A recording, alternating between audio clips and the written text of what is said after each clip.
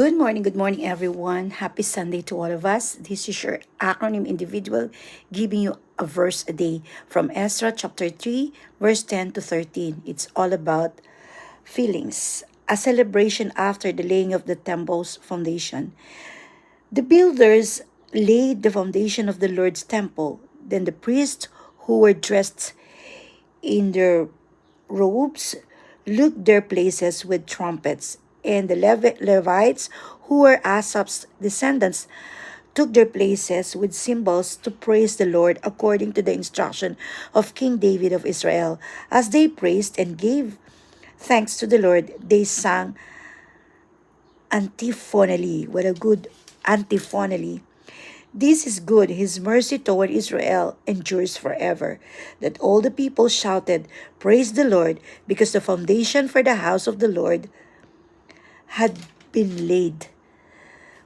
But many of the priests, Levites, and the Israels, and the heads of their families who were old enough to have seen the first temple with their own eyes began to sob when they saw the foundation of this temple. Many others shouted for joy. No one could distinguish between the joyful shouts and the loud sobbing because the people were shouting so loudly. The noise was heard from far away.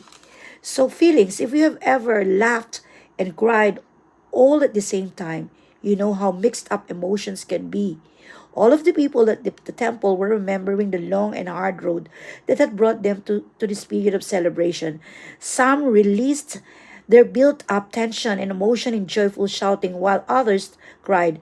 Read about the experiences that is the verse that I read from you in Ezra chapter 3, verse 10 to 11. Likewise, a special church service, a song, or a particular moving message from God's word will cause some people to weep, while others are encouraged and uplifted. Don't be afraid to express your emotions to God. They are His gift to you. So, feelings. In Christian, when we are attending when we are attending Sunday church, we are all allowed to express our emotions. We can cry, we can shout when praising the Lord, we can dance because this is the Lord what requires us. We can express our emotions. If we are troubled, if we are problem, you can cry. If you are joyful, if you are happy, if you are triumphant, you can show that to the Lord because God requires us to do so. Our feelings are the most vulnerable that you cannot even hide. When you're angry, when you're mad, when you're happy, you cannot hide that feelings. It is manifested in us. To God be the